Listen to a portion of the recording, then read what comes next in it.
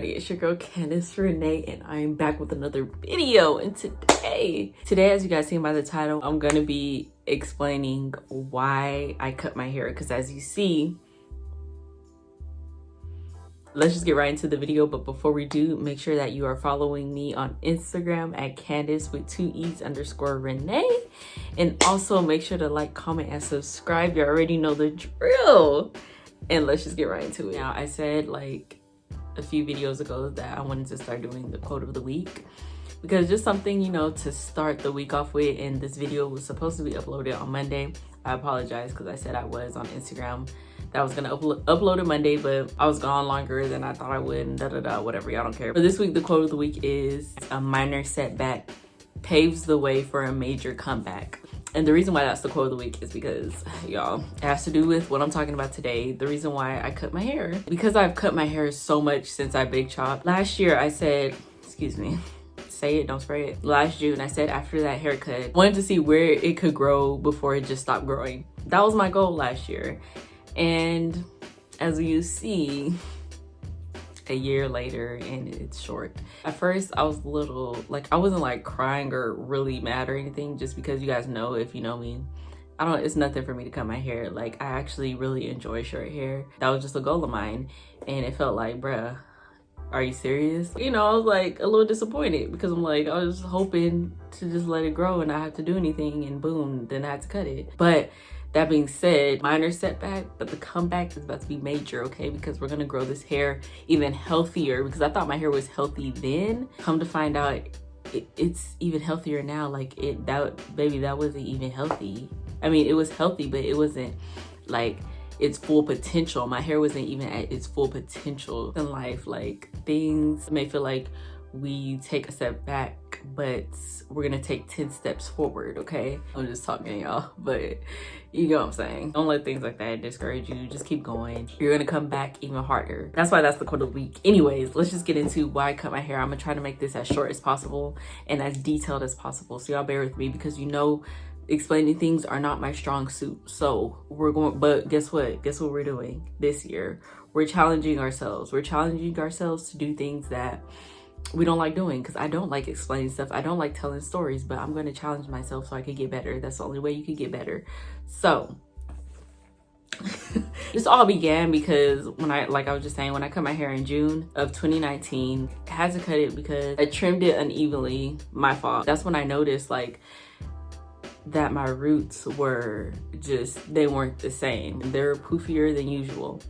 But it wasn't nothing big, so I just was like, whatever, maybe I'm just tripping. Then fast forward to like December, January, I did a twist out, and then had posted on Instagram. I was like, why are my roots so poofy? Like, what is going on? I don't know what's going on. A lot of you guys suggested like, oh, maybe I need to apply more product, or try twisting my hair tighter, you know, different suggestions. And I tried that. I tried all of that, didn't work. I really thought applying more product would help, but that did not work. So I was just like, okay. But still, it wasn't anything like super major. I could still manage my hair and do it. It was still fine. Then fast forward to May 16th, no, or 13th. 13th, let me see. Yeah, fast forward to May 13th. And that's when I had uploaded this clip to Instagram, and I was like, all right, like my hair, I don't know what's going on. It's just acting funny. Like, look at this. I was like, have any of you guys dealt with this? I don't know what's going on. Please help. And y'all came through on that post. Y'all came through. Y'all helped me. There were so many suggestions, and I just took everything, did more research, and narrowed down what fit the description of what I was dealing with. So I appreciate every single one of you guys that left a comment. Well, first of all, I appreciate every single one of you guys, first of all, that are watching this video, that watch my videos, that engage with me, who follow me on Instagram, who engage with me anywhere. I appreciate every single one of you guys. I love you guys so much. Thank you. Thank you for sharing your experiences, because a lot of you guys said you were dealing with the same thing, or you dealt with the same thing in the past. Thank you. I can't say that enough. Thank you guys so much. Since you were saying maybe it was texture change, my hair was growing in thicker and healthier. Maybe I had too much protein, like protein overload, or I didn't have enough protein. Different hair porosity in the new growth. So I took a lot of those things into consideration, and I missed the part. Before I went to Instagram, that's what I was said in my post also. I said how I did research about how low iron levels, the iron deficiency causes texture change. But I was like, I have been taking my iron pills regularly, so I'm confused as to why my hair is doing this. And you guys, I have been anemic from like, I remember going to the doctors and them telling me I was anemic in high school. And I was always inconsistent with my iron pills until earlier this year. Actually, I became consistent with my supplements towards the end of last year, but I was eating more like iron-rich foods. Because those of you who don't know, I do have Crohn's disease. I was diagnosed in 2018, so I'm gonna make a whole separate video about that. Like, that's coming because I said I was a while ago, and I did, and I deleted the video. Basically, that caused me to... Clearly, you guys can see I lost my train of thought at this point, but I was trying to say that I started eating iron-rich foods. It was unintentional. Like, I wasn't doing it for the purpose of upping my iron. I was doing it because these were the only foods that my stomach could tolerate at the moment, because with Crohn's, there's a lot of foods, especially when you're in a flare, there's a lot of foods you cannot eat. So it just happened that spinach, tuna, salmon, I was eating a lot of salads, chicken breast, kale, like all of these things were rich in iron. So I didn't know, I mean, I knew they had iron, but I was eating a excess amount of it, so my hair was getting thicker, and this was not on purpose. I was just doing it for my health, but not for the health of my hair. It really dropped my iron level, like really bad, because I had bleeding ulcers, so I was losing blood, losing iron, and on top of me already being anemic, and that had been going on for a while. So what I think was the case is that was my hair texture, but it was looser than my actual hair, because I don't know how to explain this. When my iron levels dropped really low, when I was really sick, my texture loosened. From the root, it was growing that looser texture that I recently cut off. It had been growing that, but the reason why I didn't think anything of it, because it's been like that since I could remember, and it was still healthy. Like, my hair was still healthy, it still curled, it wasn't thinning, it wasn't falling out, like it was still healthy, so I didn't notice. Now that I'm thinking about it, I believe that would be considered thinning, because my texture was looser than what it is now. Like, it just was my hair, you know what I'm saying? So I never noticed anything weird about it until I started eating iron-rich foods and taking my supplements and my vitamins. I hope y'all understanding what I'm saying. So once I upped that and started taking my supplements, and my health has been better, keeping my iron levels where they should be. My hair started growing into what it is. Like, this is what my hair is. But before that, you guys, I thought it was protein overload. My hair fit the description. When I would apply products, it was as if I didn't apply anything. Like, my hair was just dry. I think maybe I was on the verge of having protein overload, because I had used, where is it? Oh my God. We're playing. It was just, oh, okay. I had used the Shea Moisture Strengthen and Restore Treatment Mask. Sally's was closed at the time, so I couldn't get what I normally get, which I can't remember what I normally was using, because I would switch between a protein and moisturizing deep conditioner to balance protein, right? Like, once I started doing that, it had been fine. But I've never used this. When I used this, I used it twice in a month. So I used the moisturizing, then this, then the moisturizing, then this. And that second time I used this, because the first time I used it, it was a little like, okay, like something's off. Like, my hair's not acting right. What's going on? But it was still manageable. And then when I did that second time, that's when it was like, oh, there's a problem. Maybe I overdid it with the protein at the same time, and I was on the verge of protein overload, and then me following up with so much moisturizing stuff for a month, I made it to the point where my hair is fine now. It could be that, I don't know, because I just don't. but texture change is definite. That's a definitely, like, there's clearly a texture change. And I don't know if it would really be considered a texture change because I still have the same curl pattern. My hair just grew back thicker, but then again, on the sides of my head, they're more coily. They're 4B instead of 4A, so I don't know. Love More Natural and Curls by Ash, you guys both, thank you guys. Y'all put me on Kinky Curly Come Clean clarifying shampoo because you guys said I should clarify. So I went and got that. And y'all, it was hard to find this because I had to call around to different Sally's, and then when I did find one, they had to save it at the desk for me because y'all, they're like, people really love this stuff, and I see why. It cleans your hair great, and I don't like sulfate-free shampoos. Like, I never use them, but this, like, y'all, when I tell y'all, it will cleanse your hair. It may leave it a little on the dry side, but still good. And before that, when I couldn't find it, I went and bought this at Walgreens, this Rim Pure apple cider vinegar clarifying shampoo. And y'all, this one, the reason why I stopped using it because it did have panthenol in it, which it doesn't help with removing protein, because I don't believe, what I remember, it's not a protein, it's a vitamin, but it acts as a protein, something like that. If you're trying to get rid of, reverse whatever protein overload, then you don't want to use anything with panthenol in it. You don't want to use things that have strengthened keratin, amino acids, hydrolyzed rice protein, wheat, quinoa.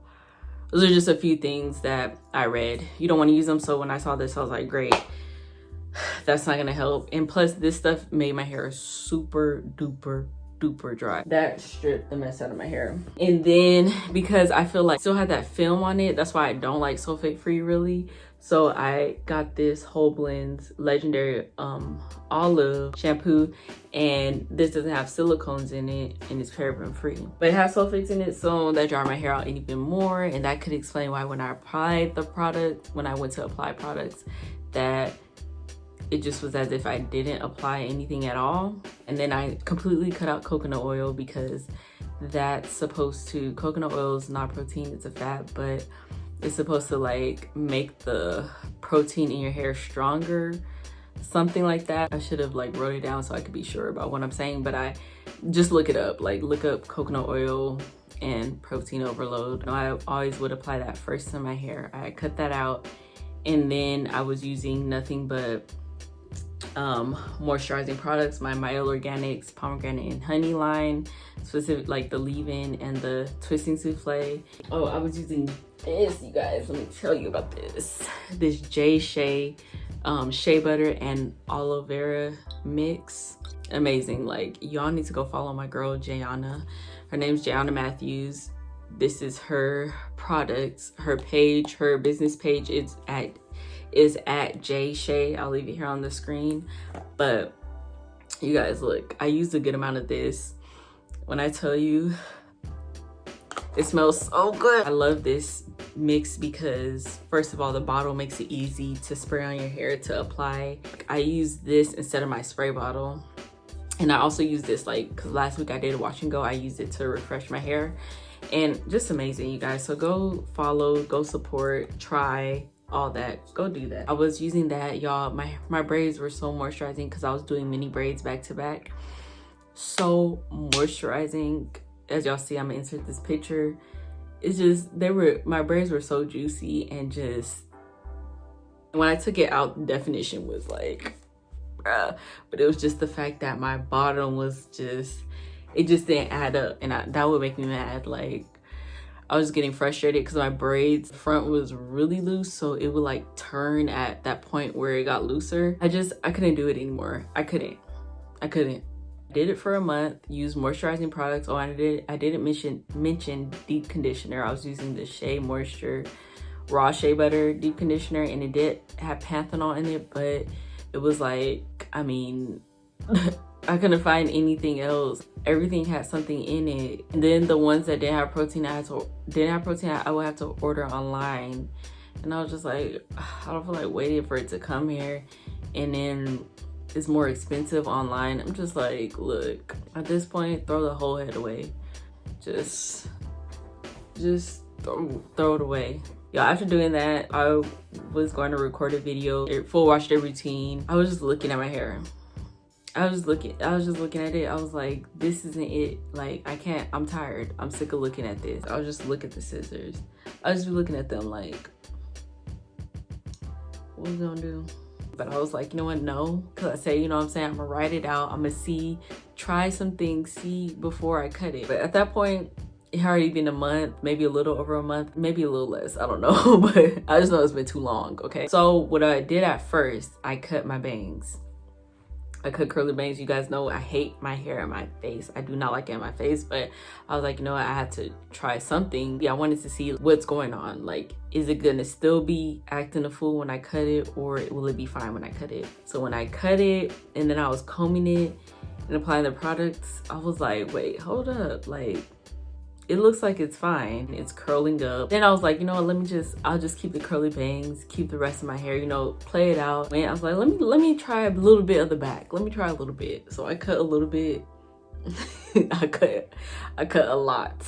I was like, well, from here it's just, at this point, I might as well just cut it off because I can't have the back being super short, you know? And also my hair, like when I stretched it, it was like when I would turn and the light would be hitting it, it was see-through. This side was more see-through than this side. Like this side seemed to be thicker, but this side of my hair is thicker anyways. But yeah, it was definitely see-through on this side. I was combing it, I was like, oh yeah, this definitely has to go. So I just cut it and boom, here we are. I really just cut all my hair off again. Baby, at this point, my hair could have been to my feet. I mean, as many times as I cut it. Because we can't have it uneven. But right here. I'm giving very much bowl cut vibes. I don't know.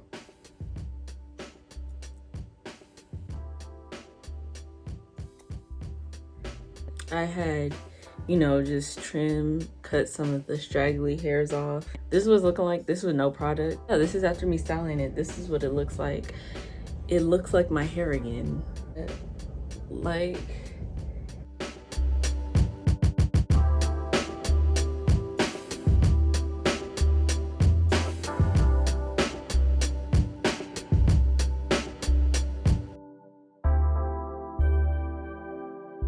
y'all know me, like any sign of damage, I'm getting rid of it. It's like, no, I can't. I just can't. I'm so freaking happy I did that, like, because my hair, you guys, is just so healthy.